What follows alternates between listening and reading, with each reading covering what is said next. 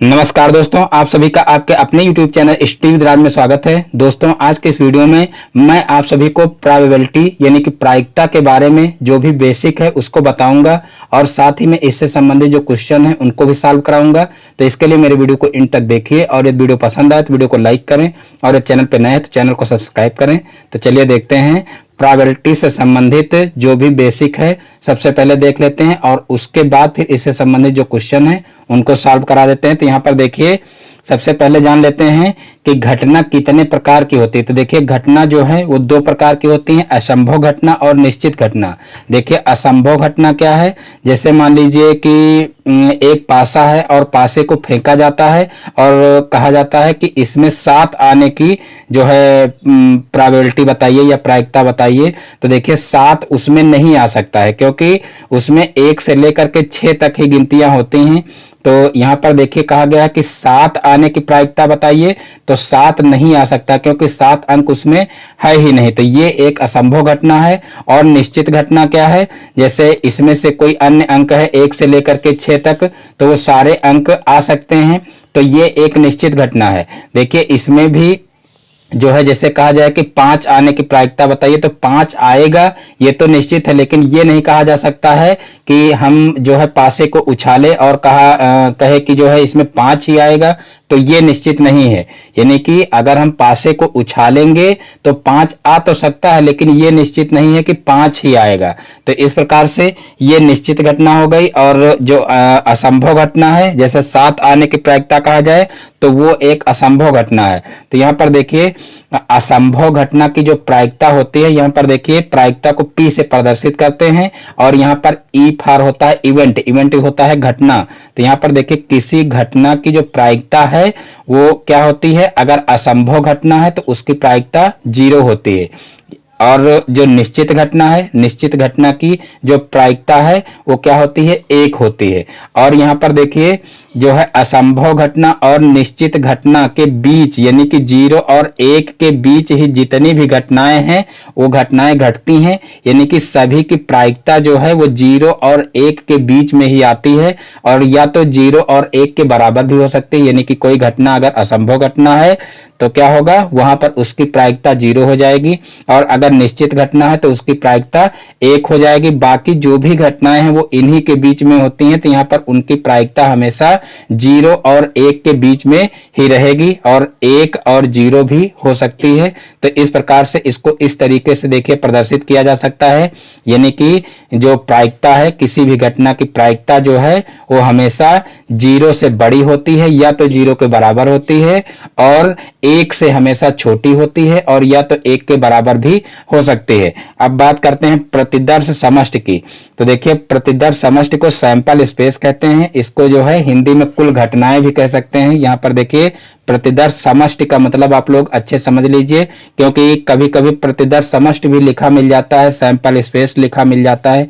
कुल घटनाएं, अगर कुल घटनाएं जो है लिखा मिल जाता है तब तो बहुत आसान हो जाता है, लेकिन अगर प्रतिदर्श समष्टि लिखकर आ जाए कि प्रतिदर्श समष्टि बताइए, तो वहां पर आप लोग जो है भ्रमित हो जाते हैं कि प्रतिदर्श समष्टि क्या है। तो देखिए, प्रतिदर्श समष्टि का मतलब होता है कुल घटनाएं, किसी भी घटना की घटने की कुल घटनाएं कितनी होंगी, ये यहाँ पर जो है प्रतिदर्श समष्टि के अंतर्गत आता है। तो देखिए, प्रतिदर्श समष्टि, जिसको इंग्लिश में सैंपल स्पेस कहते हैं, इसको हिंदी में कुल घटनाएं कहते हैं। मान लीजिए एक पासा को फेंका गया, मान लीजिए एक पासा को अगर फेंका गया और उसमें कहा गया कि प्रतिदर्श समष्टि यानी कि कुल घटनाएं कितनी घट सकती हैं। तो यहाँ पर देखिए, कुल घटनाएं कितनी हो जाएंगी, 6। यानी कि अगर पासे को फेंका गया तो देखिए 1 2 3 4 5 6, इसमें से कोई भी अंक आ सकता है। तो यानी कि इसकी कुल घटनाएं कितनी हो गई, 6 हो गई। तो इस प्रकार से देखिए, नंबर ऑफ सैंपल स्पेस क्या हो गया, 6 हो गया। लेकिन कहा जाए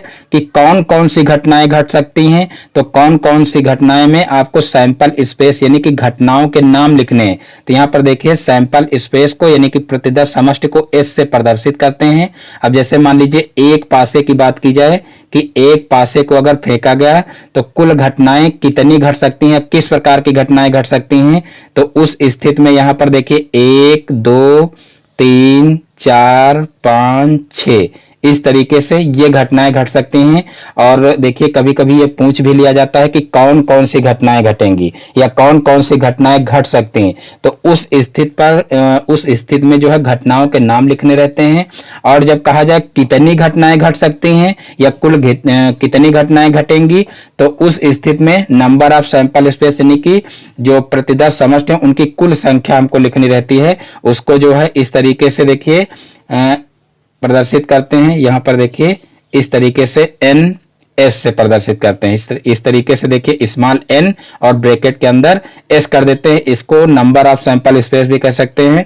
तो यहाँ पर देखिए एक पासे को अगर जो है ऊपर उछालेंगे तो यहाँ पर देखिए जो है कुल 6 घटनाएं घटेंगी। तो यहाँ पर नंबर ऑफ सैंपल स्पेस क्या हो जाएगा, 6 हो जाएगा। तो इस प्रकार से घटनाओं के नाम इस तरीके से लिखे जा सकते हैं कि कौन कौन सी घटनाएं घटेंगी, और नंबर ऑफ सैंपल स्पेस का मतलब कितनी घटनाएं घट सकती हैं उसमें इस तरीके से लिखेंगे, यानी कि उनकी संख्या, जो कुल घटनाएं हैं उनकी संख्या यहाँ पर नंबर ऑफ सैंपल स्पेस में लिखेंगे।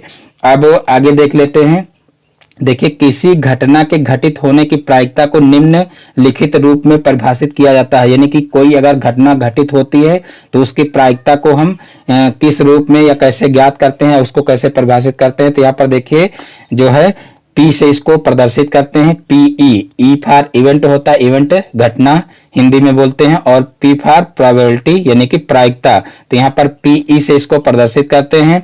और देखिए इवेंट यानी कि घटना के अनुकूल परिणामों की संख्या, यानी कि अगर हमको किसी की प्रायिकता निकालनी है किसी भी घटना की, तो यहाँ पर देखिए सबसे पहले ऊपर लिखेंगे कि घटना के अनुकूल परिणामों की संख्या कितनी है, और फिर बटे में लिखेंगे प्रयोग के सभी संभावित परिणामों की संख्या, या कह सकते हैं कि कुल घटनाओं की संख्या जो है वो नीचे लिखी जाएगी। तो यहाँ पर जो है ऊपर लिखी जाएगी अनुकूल परिणामों की संख्या और बटे में लिखी जाएगी कुल घटनाओं की संख्या। तो इस प्रकार से किसी भी घटना की प्रायिकता जो है आसानी से इस फार्मूले की सहायता से निकाल सकते हैं। अब यहाँ पर देखिए कुछ इंपॉर्टेंट 1-2 बिंदु और लिखे हुए हैं। तो यहाँ पर देखिए नोट करके लिखा गया है कि किसी घटना के घटने की प्रायिकता 0, यानी कि कोई भी घटना हो तो उसकी घटना घटने की प्रायिकता जो है वो 0 और 1 के बीच होती है। ये ऊपर हम बता चुके हैं अभी आप लोगों को, जिसमें 0 और 1 भी सम्मिलित होता है।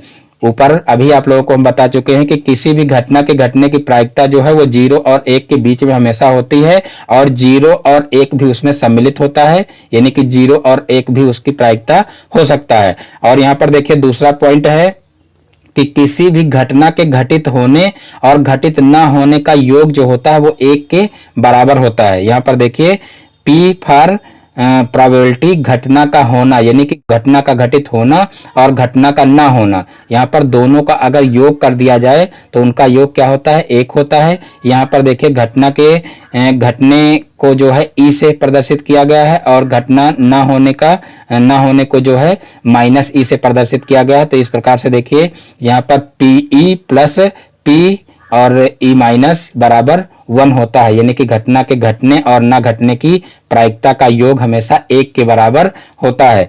अब यहाँ पर देखिए कुछ क्वेश्चन देख लेते हैं। तो देखिए क्वेश्चन नंबर 1 है, सिक्के को उछालने पर ऊपर शीर्ष आने की क्या प्रायिकता है। एक सिक्के को उछालने पर ऊपर शीर्ष आने की क्या प्रायिकता है। तो देखिए कोई सिक्का अगर हम ऊपर उछालेंगे तो या तो चित आएगा या तो पट आएगा, यानी कि या तो शीर्ष आएगा और या तो क्या आएगा, पुच्छ आएगा, यानी कि पूछ आएगा।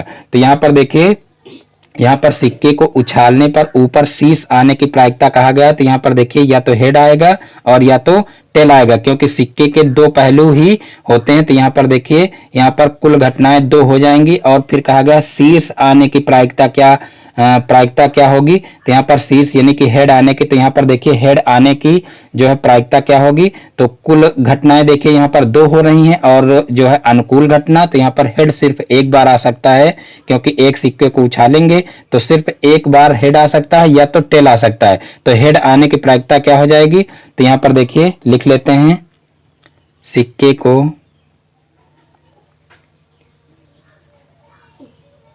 उछालने पर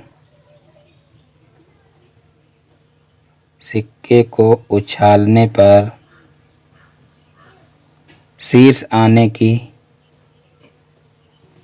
शीर्ष आने की प्रायिकता, शीर्ष आने की प्रायिकता। तो देखिए शीर्ष आने की प्रायिकता क्या हो जाएगी, तो देखिए कुल घटनाएं बटे में लिखेंगे और अनुकूल घटनाएं ऊपर लिखेंगे। तो देखिए अनुकूल घटना यहाँ पर 1 है तो यहाँ पर 1/2 हो जाएगा।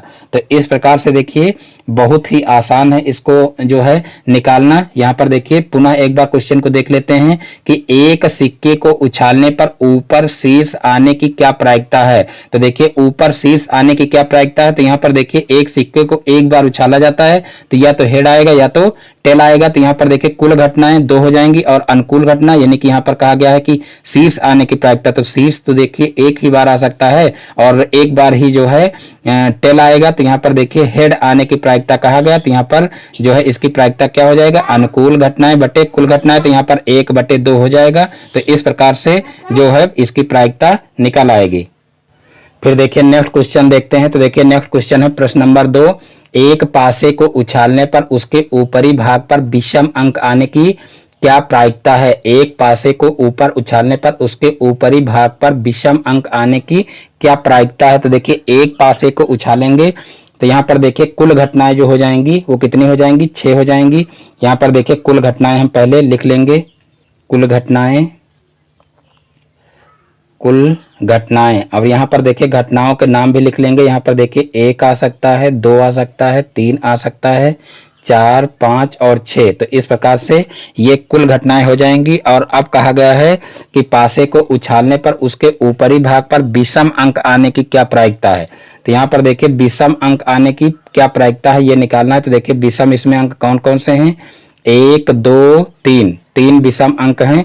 तो यहाँ पर देखिए विषम अंक आने की प्रायिकता हम लिख लेंगे, विषम अंक आने की प्रायिकता, आने की प्रायिकता बराबर, प्रायिकता बराबर। तो देखिए विषम अंक आने की प्रायिकता क्या हो जाएगी, यहाँ पर देखिए 3 अंक हैं विषम, तो यहाँ पर अनुकूल घटनाएं कितनी हो जाएंगी, 3 हो जाएंगी। और कुल घटनाएं यहाँ पर लिख चुके हैं, कुल घटनाएं कितनी होंगी, 6 होंगी। तो यहाँ पर अनुकूल घटना बटे कुल घटना हो जाएगा। तो यहाँ पर देखिए 3 एकम 3, 3 दूना 6, यानी कि इसको सरल कर लेंगे तो यहाँ पर 1/2 हो जाएगा। इस प्रकार से विषम अंक आने की प्रायिकता निकल आएगी। और अब देखिए यहीं पर हम समझ लेते हैं, इससे संबंधित कुछ और क्वेश्चन भी बन सकते हैं। यहाँ पर देखिए विषम अंक आने की प्रायिकता पूछा गया है। अब यहीं पर अगर पूछ लिया जाए कि सम अंक आने की प्रायिकता क्या होगी, तो यहाँ पर देखिए 2, 4, 6 ये सम अंक हैं, यानी कि यहाँ पर देखिए 3 जो है अनुकूल घटनाएं हो जाएंगी, तो 3/6 ये भी हो जाएगा। और सरल करेंगे तो 1/2 ही हो जाएगा। और यहाँ पर देखिए भाज्य अगर कहा जाए कि अभाज्य भाज्य पूछा जाए तब भी किया जा सकता है, अभाज्य पूछा जाए तब भी किया जा सकता है। तो यहाँ पर जैसे कहा जाए कि अभाज्य जो है अंकों के आने की प्रायिकता ज्ञात कीजिए। तो देखिए अभाज्य अंक कौन कौन से हैं, तो यहाँ पर देखिए अभाज्य अंक में 2, 3 और 5 आएगा। यहाँ पर देखिए 1 जो है ये ना तो भाज्य है और ना तो अभाज्य है। देखिए अभाज्य बहुत ज्यादा पूछा जाता है, क्योंकि यहाँ पर देखिए 1 अंक जो है ये कंफ्यूजन पैदा कर देता है, क्योंकि 1 को ना तो भाज्य के अंतर्गत रखा गया है और ना तो अभाज्य के अंतर्गत रखा गया है, इसीलिए यहाँ पर अभाज्य पूछ लिया जाता है। कुछ लोग यहाँ पर देखिए अभाज्य में इसको भी शामिल कर लेते हैं, तो अभाज्य की संख्या यहाँ पर 1, 2, 3, 4 हो जाती है।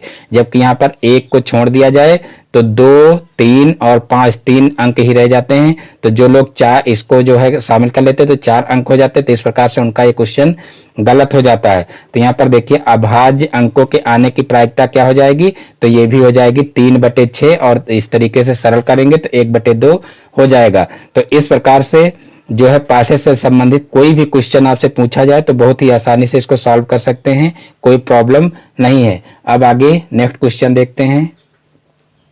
तो देखिए नेक्स्ट क्वेश्चन है क्वेश्चन नंबर 3, एक पासे को फेंकने पर ऊपरी फलक पर 3 से बड़े अंक आने की क्या प्रायिकता है। एक पासे को फेंकने पर ऊपरी फलक पर 3 से बड़े अंक आने की क्या प्रायिकता है। तो यहाँ पर देखिए एक पासा फेंका जा रहा है, तो यहाँ पर देखिए कुल परिणामों की संख्या कितनी होगी, उनको सबसे पहले लिख लेते हैं।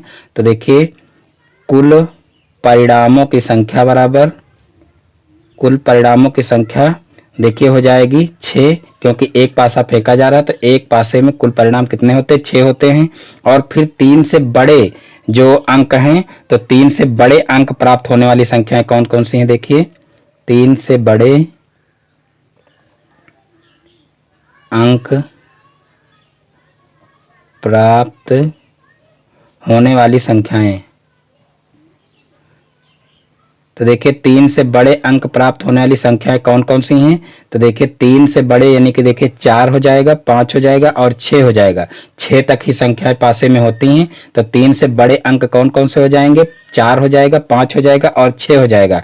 तो इस प्रकार से देखिए अनुकूल जो घटनाएं हैं वो कितनी हो जाएंगी? तो यहाँ पर देखिए अनुकूल घटनाएं हो जाएंगी, अनुकूल घटनाएं यहाँ पर देखिए 3 हो जाएंगी और कुल घटनाएं ऊपर देखिए लिख चुके हैं 6। अब यहाँ पर देखिए 3 से बड़े अंक आने की प्रायिकता हमको निकालना है। तो यहाँ पर 3 से बड़े अंक आने की प्रायिकता निकाल लेंगे। 3 से बड़े अंक आने की प्रायिकता बराबर,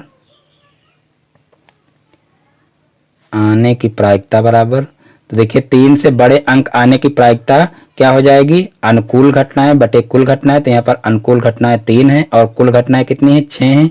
अब इसको सरल कर लेंगे, 3 एक कम 3, 3 दूना 6 यानी कि 1/2 यहाँ पर आ जाएगा। तो इस प्रकार से ये क्वेश्चन भी आसानी से हल हो जाएगा। अब देखते हैं नेक्स्ट क्वेश्चन। तो देखिए नेक्स्ट क्वेश्चन है, 2 पासों को एक साथ उछाला जाता है। 2 पासों को एक साथ उछाला जाता है। इस घटना की प्रायिकता ज्ञात कीजिए कि उनके, देखिए पहला क्वेश्चन है यहाँ पर, ऊपर आने वाले अंकों का गुणनफल 6 है और दूसरा देखिए क्वेश्चन है, ऊपर आने वाले अंकों का योग 11 तथा पहले पासे पर ऊपर 5 आए। ये 2 क्वेश्चन इसी में दिए हुए हैं। तो सबसे पहले यहाँ पर देखिए 2 पासों को अगर उछाला जाएगा साथ में तो कुल कितनी घटनाएं घट सकती हैं ये यहाँ पर जान लेते हैं। तो देखिए जो है 2 पासों को अगर साथ में उछाला जाएगा तो यहाँ पर कुल 36 घटनाएं घटेंगी और उन 36 घटनाओं को यहाँ पर हम आप लोगों को लिखकर भी बता देते हैं कि कैसे उन 36 घटनाओं को लिखेंगे। तो यहाँ पर देखिए 36 घटनाओं को इस प्रकार से लिखेंगे। पहले एक को देखिए स्थिर रखेंगे। तो देखिए एक, मान लो एक पासे जो है, एक पासे पर 1 आ सकता है और दूसरे पर भी मान लीजिए 1 आ गया और फिर इसी तरीके से 1 2 कर लेंगे। मान लीजिए एक पर 1 आया और दूसरे पर 2 आया। इसी तरीके से 1 3 कर लेंगे, फिर 1 4, यानी कि अभी 1 को स्थिर रखेंगे, फिर 2 को स्थिर रखेंगे, फिर 3 को, इसी तरीके से 6 तक जाएंगे। तो यहाँ पर देखिए 1 3 हो गया, 1 4 हो गया, फिर देखिए 1 5 हो जाएगा और फिर 1 6 हो जाएगा। तो इस तरीके से ये एक पासे यानी कि ये 1 नंबर स्थिर रख करके ये इतनी घटनाएं हो गई। फिर यहाँ पर अब जो है 2 अंक को स्थिर रखेंगे, फिर 2 1 2 2 और फिर 2 3 और फिर 2 4 और फिर देखिए 2 5 और फिर 2 6 और फिर इसी तरीके से 3 को स्थिर रखेंगे, 3 1 3 2 3 3 फिर 3 4 और फिर 3 5 और फिर 3 6 और फिर देखिए 4 को स्थिर रखेंगे, 4 1 4 2 4 3 और फिर 4 4 और फिर 4 5 और फिर 4 6 और फिर इधर 5 को स्थिर रखेंगे तो 5 1 और 5 2 5 3 5 4 5 5 और 5 6 और फिर देखिए 6 को स्थिर रखेंगे तो यहाँ पर 6 1 और 6 2 6 3 6 4 6 5 6 6। इस तरीके से देखिए ये इतनी घटनाएं घटेंगी अगर 2 पासों को साथ में उछालेंगे। अब यहाँ पर कहा गया है इस घटना की प्रायिकता ज्ञात कीजिए कि उनके ऊपर आने वाले अंकों का गुणनफल 6 है। यानी कि यहाँ पर ऊपर आने वाले अंकों का गुणनफल 6 है, ये हमको ज्ञात करना। तो यहाँ पर देखिए गुणनफल हम देखेंगे कि किसका किसका 6 है। तो यहाँ पर देखिए इसका अगर गुणनफल करेंगे तब भी 6 नहीं आएगा, इसका करेंगे तब भी नहीं आएगा, इसका करेंगे तब भी नहीं आएगा। तो इस प्रकार से हम सारी संख्याओं को चेक करेंगे कि ऊपर जो है दोनों पासों में ऊपर कौन सी ऐसी संख्याएं आ रही हैं कि जिनका गुणनफल 6 आ रहा है। तो देखिए 2 के पहाड़े में पहले यहाँ पर देखिए हम ऐसे अनुमान लगा लेंगे, यानी कि इस प्रकार से सारी घटनाएं अगर हम लिख करके और चेक करेंगे तो हमारा फर्जी टाइम वेस्ट होगा। तो यहाँ पर देखिए 2 के पहाड़े में 6 आता है और 3 के पहाड़े में 6 आता है। तो यहाँ पर देखिए हम सिर्फ ये चीज देखेंगे कि किस किस के पहाड़े में 6 आता है बस, और बाकी चीजों को हम नहीं देखेंगे। यहाँ पर देखिए 1 के पहाड़े में भी 6 आएगा, क्योंकि देखिए 1 छक्का 6 होता है। तो यहाँ पर देखिए एक घटना ये घट जाएगी, और उसके बाद फिर देखिए जो है 2 के पहाड़े में 6 आता है, 2 तिहाई 6 होता है। तो यहाँ पर देखिए एक घटना ये हो जाएगी 2 तिहाई 6। उसके बाद 3 के पहाड़े में भी 6 आता है, तो 3 दूना 6, यानी कि एक घटना ये घट जाएगी। उसके बाद 4 के पहाड़े में 6 नहीं आता है, इसलिए इसमें कोई घटना नहीं होगी, ना तो इस लाइन में कोई घटना होगी। और फिर देखिए इसमें एक घटना होगी, 6 एकम 6 होता है। तो यहाँ पर देखिए ये एक पहली घटना हो जाएगी। तो इस प्रकार से कुल मिलाकर के इसमें देखिए 4 घटनाएं घट रही हैं। तो यहाँ पर इसकी जो अनुकूल घटनाएं हैं वो कितनी हो जाएंगी, तो वो यहाँ पर हम लिख लेते हैं। सबसे पहले लिख लेते हैं कि ऊपर आने वाले अंकों का गुणनफल 6 वाले युग्म की संख्या क्या है। ऊपर आने वाले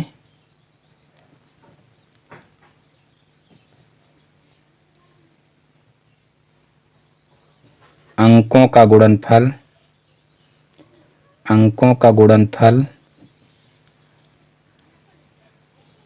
6 वाले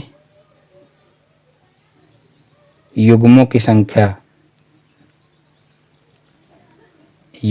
संख्या बराबर देखिए कौन कौन से युग्म हैं। तो यहाँ पर देखिए पहला है देखिए 1,6, और फिर दूसरा है देखिए 2,3, और फिर तीसरा देखिए है 3,2, और फिर देखिए चौथा है 6,1। तो इस प्रकार से ये अनुकूल घटनाएं हो जाएंगी। और अब यहाँ पर हम लिख लेंगे कि जो है देखिए कुल घटनाएं अभी लिख ही चुके हैं, कुल घटनाएं 36 हैं। तो यहाँ पर देखिए हम प्रायिकता इसके निकाल लेंगे। आता है प्रायिकता बराबर देखिए पुनः हम नहीं लिख रहे हैं कि ऊपर 6 आने वाले युग्मों की प्रायिकता, यहाँ पर हम डायरेक्ट प्रायिकता निकाल रहे हैं। डायरेक्ट प्रायिकता यहाँ पर निकालेंगे तो देखिए यहाँ पर क्या हो जाएगा, अनुकूल परिणामों की संख्या और बटे कुल परिणामों की संख्या। तो देखिए अनुकूल यहाँ पर 4 है, तो यहाँ पर 4/36 हो जाएगा। और फिर इसको सरल कर लेंगे तो यहाँ पर देखिए 4 एकम 4 हो जाएगा, और फिर देखिए 4 9 36 होता, तो यहाँ पर बटे में 9 हो जाएगा। तो इस प्रकार से 1/9 इसकी प्रायिकता आ जाएगी। तो इस प्रकार से ये क्वेश्चन भी सॉल्व हो जाएगा। अब देखिए अभी इसका जो सेकंड पार्ट है वो बचा है, यानी कि ये इसका जो है वो फर्स्ट पार्ट था, अभी सेकंड पार्ट बचा है। तो देखिए सेकंड पार्ट में कहा गया है कि ऊपर आने वाले अंकों का योगफल 11 तथा पहले पासे पर ऊपर 5 आए। तो देखिए जब कहा गया है कि अंकों का योग 11 हो, तो देखिए अंकों का योग 11 कब हो सकता है, यहाँ पर देखिए एक में देखिए यानी कि कुल मिलाकर के 1 से 6 तक संख्याएं हैं, तो 1 में अगर हम 6 को जोड़ देंगे तो 11 तो होगा नहीं, यानी कि इस लाइन में तो आएगा ही नहीं। यानी कि ये एक हम मौखिक रूप से अनुमान लगा लेते हैं, नहीं तो अगर पूरे अंक हम देख करके सॉल्व करेंगे तो टाइम लगेगा। तो यहाँ पर देखिए 1 में अगर 6 भी जोड़ दें तो 11 हमारा नहीं हो रहा है, यानी कि इस लाइन में तो आना संभव ही नहीं है वो युग्म। और उसके बाद फिर देखिए 2 में 6 जोड़ेंगे तब भी 8 आएगा, इसमें भी नहीं आ सकता है। 3 में 6 जोड़ेंगे तो 9 आएगा, इसमें भी नहीं आ सकता है। फिर 4 में देखिए जोड़ेंगे 6 तो 4 और 6 देखिए 10 होगा, इसमें भी नहीं आएगा। फिर यहाँ पर देखिए इसमें आ सकता है क्योंकि 6 5 11 होता है। तो यहाँ पर देखिए यहाँ पर 6 5 11 होता है, तो यहाँ पर देखिए 6 5 11 यहाँ पर आ रहा है 5 और 6। और यहाँ पर देखिए साथ में कहा गया कि पहले पासे पर ऊपर 5 आए, तो देखिए पहले पासे पर यहाँ पर 5 आ भी रहा है। अब यहाँ पर देखिए एक ये युग्म मिल रहा है जिसका जो है योग जो है 11 है, और एक युग्म यहाँ पर देखिए ये मिल रहा है जिसका योग जो है 11 है। लेकिन यहाँ पर कहा गया है कि पहले पासे पर ऊपर 5 आए, तो यहाँ पर ऐसा युग्म सिर्फ ये है, इसमें देखिए दूसरे पासे पर 5 आ रहा है। तो यहाँ पर देखिए अनुकूल घटनाएं कितनी हो जाएंगी, तो यहाँ पर अनुकूल घटनाएं सिर्फ हो जाएंगी 1, क्योंकि यहाँ पर देखिए एक ही घटना ऐसी घट सकती है, तो अनुकूल घटना 1 हो जाएगी। और कुल घटनाएं तो 36 हैं ही, तो यहाँ पर इसकी प्रायिकता कितनी हो जाएगी, देखिए प्रायिकता बराबर तो यहाँ पर देखिए इसकी प्रायिकता हो जाएगी 1/36। तो इस प्रकार देखिए 1/36 इसका आंसर आ जाएगा। तो तो इस प्रकार से ये क्वेश्चन भी सॉल्व हो जाएगा। आप लोग एक बार इसको और अच्छे से समझ लीजिए। देखिए यहाँ पर कहा गया है कि ऊपर आने वाले अंकों का योग 11 तथा पहले पासे पर जो है ऊपर 5 आए, ये कहा गया है। आप लोग ऊपर क्वेश्चन देख सकते हैं। देखिए ऊपर आने वाले अंकों का योग 11 तथा पहले पासे पर ऊपर 5 आए, ये कहा गया है। तो यहाँ पर देखिए अंकों का योग 11 सिर्फ इस और इस लाइन में एक एक युग्म ऐसा है जिसमें अंकों का योग 11 हो सकता है। यहाँ पर देखिए एक युग्म ये है 6 5 11 और यहाँ पर एक 6 5 11 ये है। लेकिन इसमें भी देखिए एक कंडीशन है कि पहले पासे पर ऊपर 5 आए। तो यहाँ पर देखिए पहले पासे पर ऊपर 5 सिर्फ इसमें आ रहा है, इसमें नहीं आ रहा, तो सिर्फ यहाँ पर अनुकूल घटना 1 बन रही। तो यहाँ पर देखिए अनुकूल घटना 1 बन रही है और कुल घटनाएं 36 हो जाएंगी। तो इस प्रकार से इसकी प्रायिकता क्या हो जाएगी, 1/36 आ जाएगी। तो इस प्रकार से ये क्वेश्चन भी सॉल्व हो जाएगा। अब देखते हैं नेक्स्ट क्वेश्चन। तो देखिए नेक्स्ट क्वेश्चन है, एक क्रिकेट मैच में एक महिला बल्लेबाज खेली गई 30 गेंदों में 6 बार चौका मारती है, चौका न मारे जाने की प्रायिकता ज्ञात कीजिए। एक क्रिकेट मैच में एक महिला बल्लेबाज खेली गई 30 गेंदों में 6 बार चौका मारती है, चौका न मारे जाने की प्रायिकता ज्ञात कीजिए। तो देखिए इस क्वेश्चन को कैसे सॉल्व करेंगे। तो देखिए यहाँ पर कहा गया है कि एक महिला बल्लेबाज खेली गई 30 गेंदों में से 6 बार चौका मारती है। तो अगर कहा जाए कि 6 बार चौका मारे जाने की प्रायिकता क्या होगी, तो यहाँ पर देखिए चौका मारे जाने की प्रायिकता सबसे पहले हम ज्ञात कर लेंगे। देखिए यहाँ पर शॉर्ट में थोड़ा सा क्वेश्चन कर रहे हैं, यानी कि सब चीजों को यहाँ पर लिख नहीं रहे हैं अलग अलग, तो यहाँ पर डायरेक्ट प्रायिकता ही निकाल रहे हैं। तो देखिए चौका मारे जाने की प्रायिकता, चौका मारे जाने की प्रायिकता बराबर, चौका मारे जाने की प्रायिकता बराबर। तो देखिए चौका 6 बार मारा जा रहा है, तो यहाँ पर देखिए इसकी अनुकूल घटनाएं कितनी हो जाएंगी, 6 हो जाएंगी। लेकिन यहाँ पर 30 गेंदें खेली गई हैं, तो यहाँ पर देखिए कुल घटनाएं जो हो जाएंगी वो कितनी हो जाएंगी, 30 हो जाएंगी। अब इसको सरल कर लेंगे तो देखिए 6 एकम 6 और 6 पंचे 30, यानी कि 1/5 इसकी प्रायिकता हो जाएगी। यानी कि चौका मारे जाने की प्रायिकता क्या हो जाएगी, 1/5 हो जाएगी। अब यहाँ पर देखिए कहा गया है कि चौका ना मारे जाने की प्रायिकता ज्ञात कीजिए। तो देखिए कहा गया था जो है अभी इससे पहले जो है एक फार्मूला बताया गया था कि किसी भी घटना के घटित होने और घटित ना होने का योग जो होता है वो 1 होता है।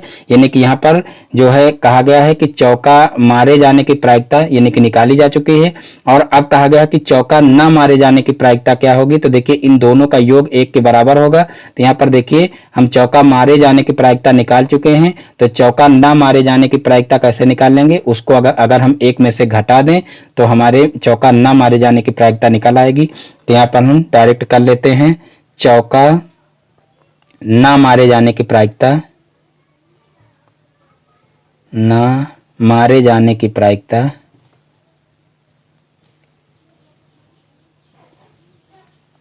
बराबर, देखिए चौका ना मारे जाने की प्रायिकता क्या होगी, 1 - 1/5 हो जाएगा।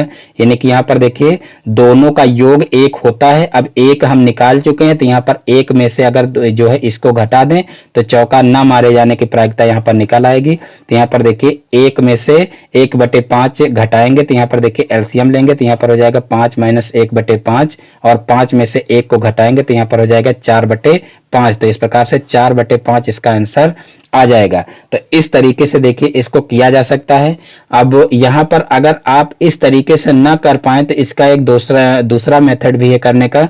यहाँ पर देखिए कहा गया है कि खेली गई 30 गेंदों में से 6 बार चौका मारती है, यानी कि 6 बार चौका मारती है। और देखिए अगर हम 30 गेंदों में से अगर ये 6 बार जो चौका पड़ा इसको अगर हम घटा दें तो यहाँ पर 24 गेंदें बचेंगी। और 24 गेंदों पर यानी कि चौका नहीं पड़ता है, तो यहाँ पर देखिए चौका ना मारे जाने की प्रायिकता ज्ञात करना है। तो यहाँ पर 24 गेंदों पर चौका नहीं पड़ता है, यानी कि अनुकूल घटनाएं जो हैं वो कितनी हो जाएंगी, 24 हो जाएंगी। तो यहाँ पर 24 बटे कुल घटनाएं कितनी हैं, तो तो कुल घटनाएं यहाँ पर 30 हैं, यानी कि कुल घटनाओं में 30 ही रखेंगे।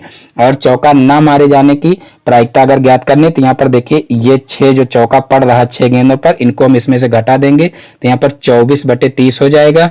और फिर देखिए यहाँ पर इनको सरल कर लेंगे तो 6 चौक 24 हो जाएगा और 6 पंचे 30। तो इस प्रकार से 4/5 यहाँ से भी आ जाएगा। तो आप चाहें तो इस तरीके से भी कर सकते हैं और चाहें तो इस तरीके से भी कर सकते हैं, दोनों तरीके से इसको किया जा सकता है। एक बार क्वेश्चन को और अच्छे से समझ लेते हैं। यहाँ पर देखिए कहा गया है कि एक क्रिकेट मैच में एक महिला बल्लेबाज खेली गई 30 गेंदों में से 6 बार चौका मारती है, चौका ना मारे जाने की प्रायिकता ज्ञात कीजिए। तो सबसे पहले हम चौका मारे जाने की प्रायिकता ज्ञात कर लेते हैं। तो यहाँ पर देखिए चौका मारे जाने की प्रायिकता क्या हो जाएगी, तो देखिए अनुकूल घटनाएं बटे कुल घटनाएं हो जाएगा। तो यहाँ पर अनुकूल घटनाएं 6 हैं और कुल घटनाएं 30 है, तो यहाँ पर 6/30 कर लेंगे और इनको सरल कर लेंगे तो 1/5 आ जाएगा। और फिर देखिए चौका ना मारे जाने की प्रायिकता क्या हो जाएगी, तो देखिए किसी भी घटना के घटित होने और घटित ना होने की जो है प्रायिकता का योग क्या होता है, 1 होता है। तो देखिए दोनों का योग 1 होता है और 1 हम यहाँ पर देखिए निकाल चुके हैं, यानी कि घटना के घटित होने की प्रायिकता यहाँ पर निकाल चुके हैं। तो अगर 1 में से हम इसको घटा दें तो देखिए जो है चौका ना मारे जाने की प्रायिकता निकल आएगी। तो वही काम यहाँ पर किया गया। तो यहाँ से देखिए 4/5 निकल आया है। और अब दूसरे तरीके से जो है इसको किया जा सकता है। यहाँ पर देखिए दूसरा तरीका भी बताए हैं। यहाँ पर सबसे पहले देखिए चौका ना मारे जाने की प्रायिकता हमको ज्ञात करना है। तो यहाँ पर देखिए 6 बार चौका मारती है, तो क्या करेंगे 30 में से 6 को पहले घटा लेंगे। तो यहाँ पर देखिए 26 गेंदें बचेंगी और जो है सारी 24 गेंदें बचेंगी और 24 गेंदों पर देखिए छक्का नहीं पड़ रहा है। तो जो इसकी अनुकूल घटनाएं हैं वो कितनी हो जाएंगी, 24, और कुल घटनाएं 30 ही रहेंगी। तो यहाँ पर 24/30 कर लेंगे और फिर इनको सरल कर लेंगे तो यहाँ से भी 4/5 आ जाएगा। तो इस प्रकार से ये क्वेश्चन सॉल्व हो जाएगा। अब देखते हैं नेक्स्ट क्वेश्चन। तो देखिए नेक्स्ट क्वेश्चन है क्वेश्चन नंबर 6 है। एक पासे को एक बार उछाला जाता है, 5 से छोटी या उसके बराबर संख्या प्राप्त होने की प्रायिकता क्या है। एक पासे को एक बार उछाला जाता है, 5 से छोटी या उसके बराबर संख्या प्राप्त होने की प्रायिकता क्या है। तो यहाँ पर देखिए एक पासे को एक बार उछाला जाता है, तो यहाँ पर कुल घटनाएं कितनी होंगी, तो यहाँ पर देखिए कुल घटनाएं हो जाएंगी 6, कुल घटनाएं बराबर हो जाएगा 6।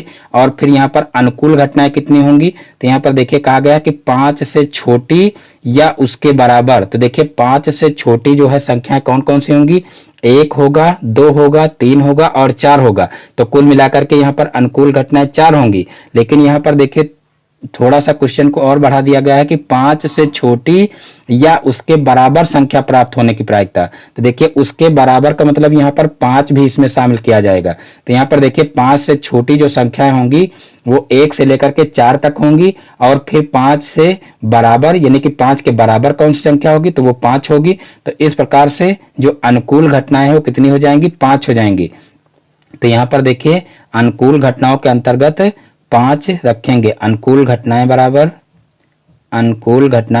5। यहाँ पर देखिए क्वेश्चन में अगर जरा सा भी कंफ्यूज हो गए तो ये क्वेश्चन भी गलत होने के ज्यादा चांसेस हैं, क्योंकि यहाँ पर 5 से छोटी की बात की गई है। तो 5 से छोटी में आप सिर्फ 4 तक संख्याओं को शामिल कर सकते हैं और उसमें देखिए अनुकूल घटनाएं सिर्फ 4 होंगी। जबकि यहाँ पर कहा गया है कि उसके बराबर संख्या यानी कि 5 से छोटी या उसके बराबर संख्या प्राप्त होने की प्रायिकता क्या है। तो देखिए 5 से छोटी और उसके बराबर का मतलब 5 भी उसमें शामिल किया जाएगा। तो इस प्रकार से अनुकूल घटनाएं कितनी हो जाएंगी, 5 हो जाएंगी।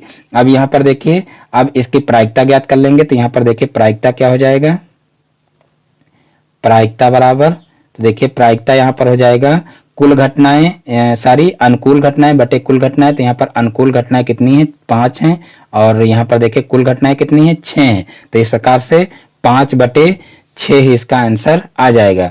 तो इस प्रकार से ये क्वेश्चन भी सॉल्व हो जाएगा। अब देखते हैं नेक्स्ट क्वेश्चन।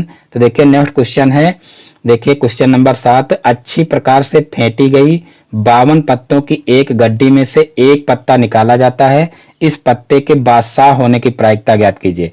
यानी कि अच्छी प्रकार से फेंटी गई का मतलब जब ताश के पत्तों को एक में मिलाते हैं तो उसको ताशों को फेंटना कहते हैं। तो यहाँ पर देखिए अच्छी प्रकार से फेंटी गई 52 पत्तों की एक गड्डी में से एक पत्ता निकाला जाता है, इस पत्ते के बादशाह होने की प्रायिकता ज्ञात कीजिए। यानी कि यहाँ पर बादशाह होने की प्रायिकता ज्ञात करना है।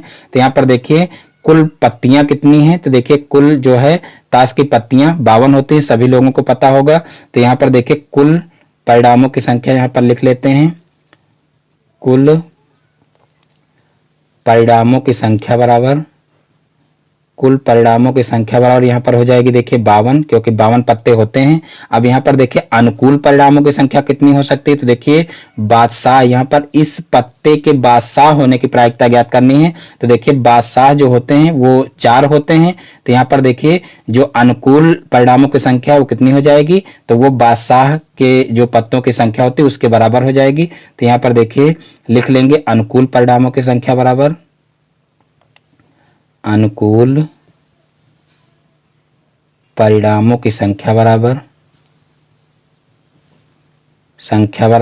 हो जाएगा बादशाहों की संख्या बराबर बादशाहों की संख्या, और बादशाहों की संख्या देखिए कितनी है, 4 है। तो इस प्रकार से देखिए अनुकूल परिणामों की संख्या 4 हो जाएगी। अब यहाँ पर हम प्रायिकता ज्ञात कर लेंगे। तो देखिए प्रायिकता कितनी हो जाएगी इसकी, प्रायिकता बराबर, तो देखिए प्रायिकता बराबर हो जाएगा अनुकूल घटना बटे कुल घटना। तो यहाँ पर 4/52 हो जाएगा। और अब इसको हम सरल कर लेंगे। तो यहाँ पर देखिए 4 एकम 4 हो जाएगा, और फिर 4 एकम 4 और 4 3 12, यानी कि यहाँ पर 1/13 इसका आंसर आ जाएगा। तो इस प्रकार से ये क्वेश्चन भी आसानी से हल हो जाएगा। अब देखते हैं नेक्स्ट क्वेश्चन। तो देखिए नेक्स्ट क्वेश्चन है क्वेश्चन नंबर 8। देखिए एक सिक्के को 2 बार उछाला जाता है, कम से कम एक चित की प्रायिकता ज्ञात कीजिए। यानी कि एक सिक्के को 2 बार उछाला जाता है, एक सिक्के को 2 बार उछाला जाता है, कम से कम एक चित आने की प्रायिकता ज्ञात कीजिए, ये हमको निकालना है। तो यहाँ पर देखिए एक सिक्के को अगर हम 2 बार उछालेंगे, तो देखिए एक बार उछालेंगे तो देखिए कुल परिणाम कितने होंगे, 2 होंगे। और अगर 2 बार उछालेंगे तो कुल परिणामों की संख्या क्या हो जाएगी, तो वो 4 हो जाएगी। यानी कि देखिए कौन कौन से 4 परिणाम होंगे। देखिए एक में मान लीजिए एक सिक्का है, तो एक बार मान लीजिए हेड आया, और एक बार मान लीजिए फिर हेड आया, यानी कि दोनों में मान लीजिए हेड आ गया, और एक बार मान लीजिए दोनों में टेल आ गया, और इस तरीके से एक में मान लीजिए टेल आया और एक में हेड आया, और फिर एक में हेड और एक में टेल आया। इस तरीके से ये कुल 4 घटनाएं हो सकती हैं। यानी कि दोनों में हेड आ सकता है, दोनों में टेल आ सकता है, एक में हेड और एक में टेल आ सकता है, एक में जो है टेल और एक में हेड। इस तरीके से ये कुल 4 घटनाएं घट सकती हैं। और यहाँ पर देखिए कहा गया है कि कम से कम एक चित आने की प्रायिकता ज्ञात कीजिए। तो कम से कम एक चित, देखिए कम से कम एक चित, चित मीन्स क्या होता है, हेड। तो यहाँ पर देखिए हेड इसमें भी आ रहा है, यानी कि यहाँ पर 2 बार आ रहा है, लेकिन यहाँ पर कहा गया कि कम से कम एक चित। तो यहाँ पर देखिए कम से कम एक चित तो आ ही रहा, दोनों में आ रहा है तो एक तो आ ही रहा है। तो इस प्रकार से यहाँ पर देखिए इसमें भी हेड आ रहा है, इसमें भी हेड आ रहा है, और इसमें भी हेड आ रहा है। तो यहाँ से हम जो है देख करके ज्ञात कर सकते हैं कि जो अनुकूल परिणामों की संख्या वो कितनी होगी। तो यहाँ पर देखिए लिख सकते हैं अनुकूल परिणामों की संख्या बराबर, अनुकूल परिणामों की संख्या बराबर, परिणामों की संख्या बराबर। तो देखिए अनुकूल परिणामों की संख्या 3 हो जाएगी, और कुल परिणाम देखिए कितने हैं, तो कुल परिणाम यहाँ पर देखिए 4 हैं। तो यहाँ पर देखिए हमको प्रायिकता इसकी ज्ञात करनी है। तो प्रायिकता क्या हो जाएगी इसकी, तो देखिए प्रायिकता हो जाएगी यहाँ पर अनुकूल घटना बटे कुल घटना। तो यानी कि यहाँ पर 3/4 इसका आंसर आ जाएगा। एक बार इस क्वेश्चन को अच्छे से और समझ लेते हैं। यहाँ पर देखिए एक सिक्के को 2 बार उछाला जाता है, कम से कम एक चित की प्रायिकता ज्ञात कीजिए, यानी कि एक चित आने की प्रायिकता ज्ञात कीजिए। तो यहाँ पर देखिए सिक्के को 2 बार उछाला जा रहा है, तो यहाँ पर देखिए कुल 4 घटनाएं होंगी, यानी कि एक बार उछालेंगे तो 2 घटनाएं होंगी, और दोबारा जब उछालेंगे तो 2 घटनाएं और होंगी, तो कुल मिलाकर के 4 घटनाएं होंगी। तो यहाँ पर देखिए 4 घटनाएं जो होंगी उसमें कहा गया है कि कम से कम एक चित, यानी कि कम से कम एक बार हेड आने की प्रायिकता ज्ञात कीजिए। तो यहाँ पर देखिए हेड यहाँ पर भी आ रहा है, हेड यहाँ पर भी आ रहा है, और हेड यहाँ पर भी आ रहा है। तो इस प्रकार से अनुकूल परिणामों की संख्या कितनी हो जाएगी, 3 हो जाएगी। और इसकी प्रायिकता अगर निकालना है तो अनुकूल बटे कुल हो जाएगा। तो यहाँ पर देखिए अनुकूल घटना बटे कुल घटना हो जाएगा। तो यहाँ पर 3/4 इसका आंसर आ जाएगा। अब यहाँ पर देखिए अगर कहा जाता है कि कम से कम एक बार पट आने की प्रायिकता ज्ञात कीजिए, तब भी उसकी प्रायिकता इसी तरीके से निकालते। यहाँ पर देखिए पट आने की प्रायिकता भी क्या हो जाती, यहाँ पर 1 2 3, यानी कि 3 इसके जो है अनुकूल घटनाएं हो जाती है, तो 3/4 इसका भी आंसर हो जाता है। तो इस प्रकार से ये क्वेश्चन भी सॉल्व हो जाएगा। अब देखते हैं नेक्स्ट क्वेश्चन। तो देखिए नेक्स्ट क्वेश्चन है क्वेश्चन नंबर 9। किसी कारण 12 खराब पेन 132 अच्छे पेनों में मिल गए हैं। यदि एक पेन यदृच्छया चुना जाता है तो इसके अच्छे होने की प्रायिकता क्या है। यानी कि किसी कारण से कहा गया है कि 12 खराब पेन हैं वो 132 अच्छे पेनों में मिल गए हैं। यदि एक पेन यदृच्छया चुना जाता है तो इसके अच्छे होने की प्रायिकता क्या है। यानी कि यहाँ पर देख करके नहीं चुनना है कि ये खराब है कि अच्छा पेन है। आप स्वतंत्र रूप में इसको अगर निकाल रहे हैं, यानी कि देख करके आप नहीं निकाल रहे हैं कि अच्छा है कि खराब पेन है, तो उसमें जो है कहा गया है कि अच्छे होने की, यानी कि जो पेन आप एक निकाल रहे हैं उसके अच्छे होने की प्रायिकता क्या है ये निकालना है। तो यहाँ पर सबसे पहले हम कुल परिणामों की संख्या ज्ञात कर लेते हैं। तो देखिए यहाँ पर 12 खराब पेन है और 132 अच्छे पेन है, तो दोनों को मिला करके ही कुल परिणाम ज्ञात किए जा सकते हैं। तो यहाँ पर लिख लेंगे कुल परिणामों की संख्या बराबर कुल परिणामों की संख्या बराबर। तो देखिए कुल परिणामों की संख्या क्या हो जाएगी 12 + 132, यानी कि अच्छे और खराब पेन दोनों मिला दिए जाएंगे तो ये कुल घटनाएं हो जाएंगी। तो यहाँ पर देखिए दोनों को मिला करके कितना हो जाएगा, तो यहाँ पर देखिए 144 हो जाएगा। और फिर कहा गया है कि देखिए यहाँ पर कुल परिणामों की संख्या निकाल ली है और फिर देखिए हम क्या करेंगे अनुकूल परिणामों की संख्या निकाल लेंगे। तो यहाँ पर देखिए अनुकूल परिणामों की संख्या क्या हो जाएगी, तो यहाँ पर देखिए हमको क्या करना है इसके अच्छे होने की प्रायिकता ज्ञात करना है। तो देखिए अच्छे जो पेन है वो इसकी अनुकूल घटना हो जाएगी। तो यहाँ पर लिख लेंगे अनुकूल परिणामों की संख्या बराबर अनुकूल परिणामों की संख्या बराबर परिणामों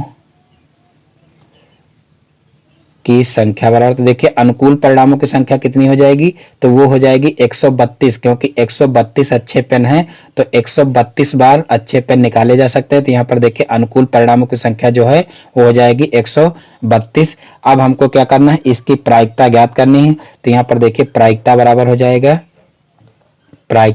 हो जाएगा अनुकूल घटना बटे कुल घटना। तो यहाँ पर 132 बटे 144 कर लेंगे, 132 बटे 144। और अब इसको जो है 12 से काट देंगे। तो देखिए यहाँ पर 12 से इसको काटेंगे तो 12 एकम 12 और फिर 12 एकम 12, यानी कि ऊपर 11 आ जाएगा। और फिर बटे में देखिए 12 बरहियम 144 होता है, तो यहाँ पर देखिए 12 आ जाएगा। तो इस प्रकार से 11 बटे 12 ही इसका आंसर आ जाएगा, यानी कि जो अच्छे पेन होने की प्रायिकता है वो कितनी आ जाएगी 11 बटे 12। तो इस प्रकार से ये क्वेश्चन भी आसानी से हल हो जाएगा। तो इस प्रकार से आज के सारे क्वेश्चन समाप्त होते हैं। मैं उम्मीद करता हूं कि प्रायिकता इस वीडियो के बाद आप लोगों को बहुत ही अच्छे से समझ में आ गई होगी। दोस्तों यदि हमारा वीडियो पसंद आया तो वीडियो को लाइक करें और ये चैनल पर नए तो चैनल को सब्सक्राइब करें और बेल आइकन को भी प्रेस कर लें, जिससे हमारे आगे आने वाले वीडियो का नोटिफिकेशन आपके मोबाइल पर सबसे पहले पहुंचे। फिर मिलते हैं अपने नेक्स्ट वीडियो में एक नए टॉपिक के साथ में। तब तक के लिए जय हिंद, वंदे मातरम।